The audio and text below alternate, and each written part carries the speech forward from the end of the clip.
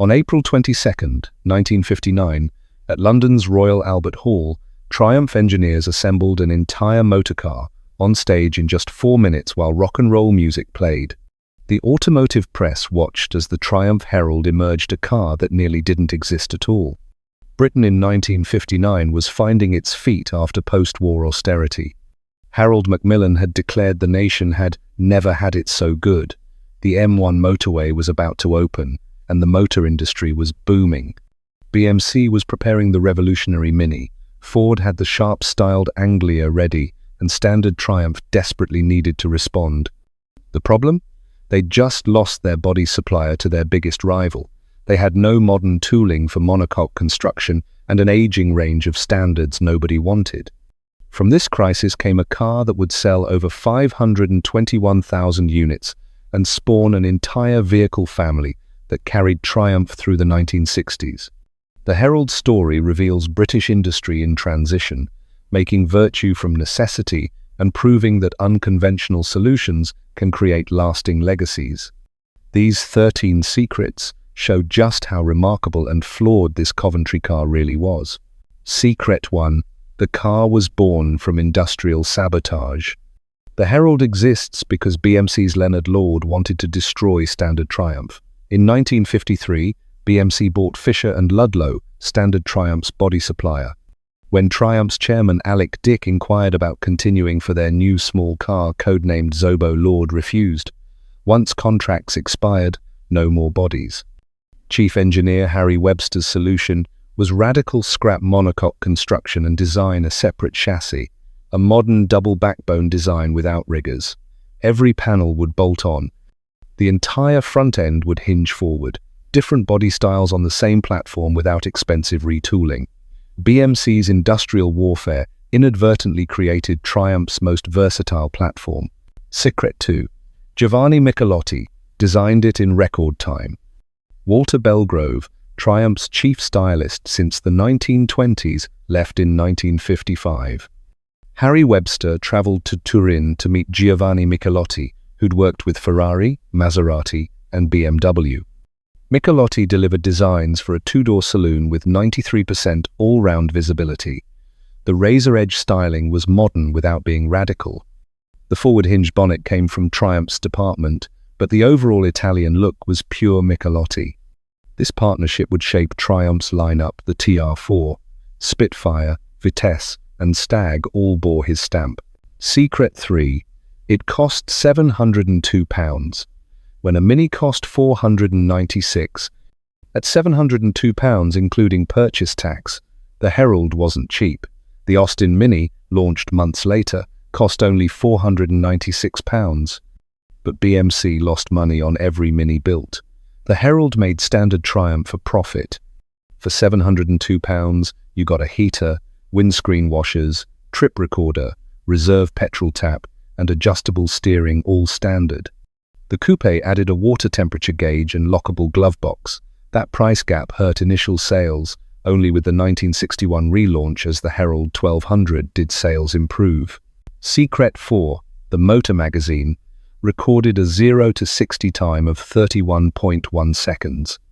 The Motor Magazine tested the Herald saloon in 1959 with sobering results. Top speed, 70.9 miles per hour. 0 to 60, 31.1 seconds. 31 seconds to reach 60. The single carburetor, 948 cubic centimeter engine from the standard 10, produced just 34.5 brake horsepower. The motor was smooth and reliable, comparable to BMC's A-Series in basic specification, but power was minimal. Fuel economy was the bright spot at 34.5 miles per imperial gallon. The coupe fared better with twin carburetors, 39 brake horsepower and 7 seconds quicker, to 60. The convertible, arriving in March 1960, also received the twin carb engine. This sluggishness, combined with the high price, meant the Herald's launch wasn't the instant success Triumph hoped for. The press praised styling, visibility, and turning circle, but that 31-second sprint to 60 couldn't be ignored. Secret 5. It had the smallest turning circle of any production car ever made. What the Herald lacked in straight-line speed, it made up for in maneuverability.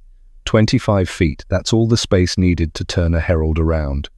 A modern London taxi needs 25.6 feet. The Mini needed 31.2 feet. The rack and pinion steering was advanced for a small British car in 1959 and beautifully geared. The separate chassis allowed front wheels to turn through an enormous arc without interference. The result became a driving instructor's favorite. Learning to drive in a Herald meant massive glass area giving 93% visibility, light and precise steering, and easy maneuvers. 3-point turns became 2-point turns. Parallel parking was simple. You could navigate market towns with medieval streets, turn in farmyard gateways, and squeeze through gaps that stranded other cars. This turning circle became a defining feature, mentioned in every road test and praised by every owner. It proved engineering innovation could trump raw power for real-world usability. Secret 6. Hark, the Herald axle swings, the suspension that became a joke. The joke, Hark the Herald, axle swing, a play on the Christmas Carol, appeared in motoring magazines for decades. Behind the humor was a serious issue. The Herald used swing axle independent rear suspension with a transverse leaf spring atop the differential. This was advanced for a mass-produced British car in 1959, the first with all-independent suspension. The execution was problematic. During hard cornering, particularly in damp conditions, the swing axle geometry allowed the inside rear wheel to tuck under, creating severe positive camber. This caused jacking, where the car would suddenly lift, and handling went from predictable to terrifying. The rear could snap into oversteer without warning. For most owners driving sedately, this wasn't an issue. The suspension was adequate for the 34.5 brake horsepower engine. Problems emerged when pushing harder or when Triumph fitted more powerful engines without revising the rear suspension. Competition drivers learned to manage it with de-arched springs and camber compensators, but ordinary drivers encountering wet roundabouts found it genuinely frightening. Triumph eventually addressed this with the swing spring modification on the Spitfire Mark IV in 1971, allowing the spring to pivot. But by then, the Herald's reputation for wayward handling was firmly established. Secret 7. The body was held together with bolts and hope. Separate chassis construction brought easy repair and multiple body styles, but created structural challenges. Since body panels contributed nothing to rigidity, everything came from the chassis Triumph cut weight wherever possible. The dashboard was fiberboard, thin stuff, not much better than cardboard. The same material was used for other non-structural panels. In Britain's climate, this worked reasonably well, but export to Australia or India meant problems. Extreme heat, humidity, and rough roads caused rapid deterioration.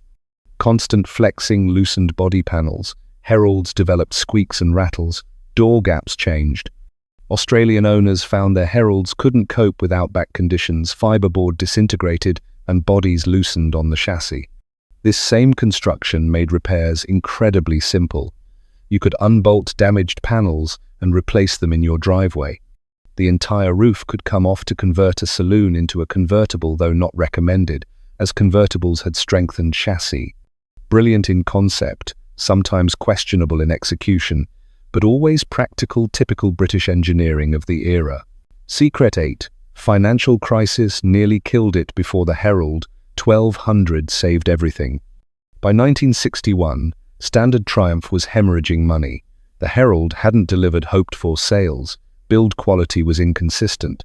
Then Leyland Motors stepped in. The 1961 takeover released new resources and brought fresh management focus. April 1961 saw the Herald 1200 launch. The engine was bored from 948 to 1147 cubic centimeters. Power increased to 39 brake horsepower initially, later 48. Build quality improved dramatically. Out went the plain black dashboard, replaced with wood laminate veneer. Seats were redesigned. White rubber bumpers became standard rather than optional. The convertible arrived with proper weatherproofing. The estate provided practical capacity as an alternative to the Morris Minor Traveller. Front disc brakes became optional from 1963. standard on the sportier 1250 model introduced that year. At around £750, it was still more expensive than a Mini, but offered space, style, and practicality the tiny BMC couldn't match. Sales climbed. Leyland money and management had transformed the Herald from promising failure into genuine success. Secret 9. Total production reached 521,902 units. Over 12 years, Triumph built 521,902 Heralds in all variants. The 948 saloon accounted for 76,860 units between 1959 and 64. The 948 convertible managed just 8,262. The coupe, closest to Michelotti's original design, reached 15,153. The Herald 1200 was the volume leader. Between 1961 and 70, Triumph built 289,575 1200 models. The saloon alone accounted for 201,142. The convertible found 43,295 buyers. The estate sold 39,819. The sportier 1250, produced from 1963 to 67, sold 53,267 units, despite higher price and saloon-only availability. The final 1360, introduced in 1967, managed 82,650 sales before production ended in 1971. Add 14,975 built in Australia by AMI, plus production in India, Malta, New Zealand, Ireland, and Peru, a genuinely global product. Secret 10. The platform spawned nearly 1 million vehicles.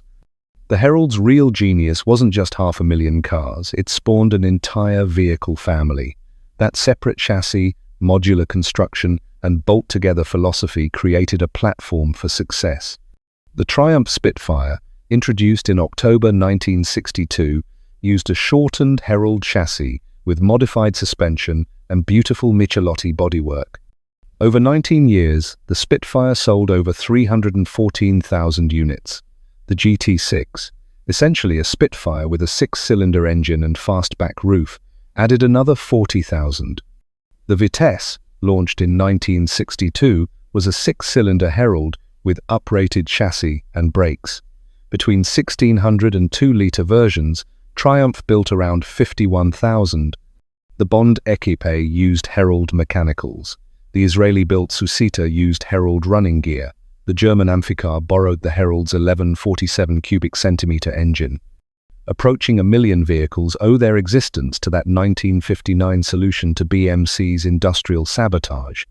The Herald platform kept Triumph competitive throughout the 60s, generated substantial profits, and established the company's reputation for affordable sports cars. This is why Leyland boss Sir Donald Stokes installed Harry Webster as technical director of Austin Morris in 1968 to bring Triumph discipline to BMC's chaotic product development. Secret 11. Only 151 coupes survive worldwide.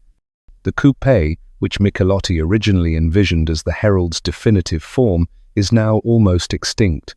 Current figures suggest only 151 examples survive worldwide, many in Australia and the United States. Of 15,153 coupes built, less than 1% survive. The combination of the Herald's reputation as cheap transport, susceptibility to rust, fiberboard dashboard deterioration, and simple neglect eliminated 99% of production. Early 948 models generally are scarce. The 948 convertible, with just 8,000 built, is highly sought by collectors. Good examples command a premium, though Heralds remain remarkably affordable compared to contemporaries. Saloons from the 1200 and 1360 era are more numerous, but thinning out. Heralds were working cars, driven hard, maintained on tight budgets, and scrapped when rust or mechanical issues made repair uneconomical. Today, good Heralds are appreciating. A decent 1200 saloon costs £3,000 or more. A nice convertible runs north of 5,000. Show cars command double that. Coupes attract serious collector interest when available. Secret 12. It was designed for safety, yet became a favorite of driving schools. The Herald, with its notorious swing axle and unpredictable handling at the limit, became one of the most popular cars for teaching people to drive. The reasons were entirely practical. That 25-foot turning circle made maneuvers easy to teach and learn. The 93% visibility meant students could see everything. Light, precise steering didn't intimidate nervous learners. The separate chassis meant driving school Heralds could take minor bumps without terminal damage. The Daily Telegraph praised road-holding characteristics only found normally in high-priced sports and racing cars. Motorsport magazine called it Britain's first truly advanced small car to be introduced since the war, praising its outstanding road-holding, steering and cornering. These assessments were based on gentle driving within normal limits, where the Herald was indeed excellent. Problems only emerged when exceeding those limits. For driving instructors teaching smooth inputs, gentle cornering, and safe speeds, the Herald was ideal. Only when enthusiastic young drivers explored the car's limits did they discover the swing axle's darker side. A generation of British drivers learned in Heralds, appreciated their qualities, but also learned to respect swing axle suspension limitations. Secret 13. It was obsolete when introduced but sold until 1971. The Herald was already obsolete at launch in April 1959. Monocoque construction was the future. Everyone knew it: BMC, Ford, even standard Triumph. The separate chassis was a throwback to pre-war design, forced on Triumph by circumstance. The Mini, launched months later, showed what modern engineering could achieve: brilliant packaging, fantastic handling, affordable pricing. The Ford Anglia offered modern styling with contemporary mechanicals at competitive price, yet the Herald sold for 12 years. Triumph made virtue from necessity. The separate chassis became a selling point for easy maintenance. Italian styling stood out. Multiple body styles offered choice. As years passed, the Herald became cheaper than newer competitors. By 1971, when the last saloon rolled off the line, the car was genuinely ancient. The 1360 continued a few months more with convertible and estate variants. Production finally ceased in April 1971. The Herald sold at a loss by the end. Labor-intensive construction made it unprofitable compared to modern monocoques. But it had done its job, keeping Triumph competitive, spawning profitable sports cars, and establishing the company's reputation for affordable motoring with Italian style. 13 secrets about the Triumph Herald reveal the truth behind this beloved British car. Born from industrial sabotage, designed under desperate circumstances by an Italian master working at speed, built using obsolete construction methods. Overpriced, underpowered, with rear suspension that could bite unwary drivers. Body panels held on with bolts, and dashboard made from fiberboard. Yet it sold over 500,000 units. It spawned a family approaching 1 million vehicles in total production. It kept Triumph alive through the crucial 60s, taught a generation to drive, and remains one of the most recognizable classics on British roads today. The Herald proves that innovation often comes from constraint, that compromise can lead to unexpected success, and that the most memorable cars aren't always the most technically perfect. Share your Herald memories in the comments. Did you learn to drive in one? Own one? Have a terrifying moment when that swing axle reminded you who was boss? If you enjoyed this deep dive into Herald history, please hit that like button and subscribe. There are dozens more British classics to explore, and I promise to always bring you the real story, the good, the bad, and the fiberboard dashboard. Thank you for watching. Sometimes the best solutions come from the worst problems. Just ask Harry Webster and his team at Triumph.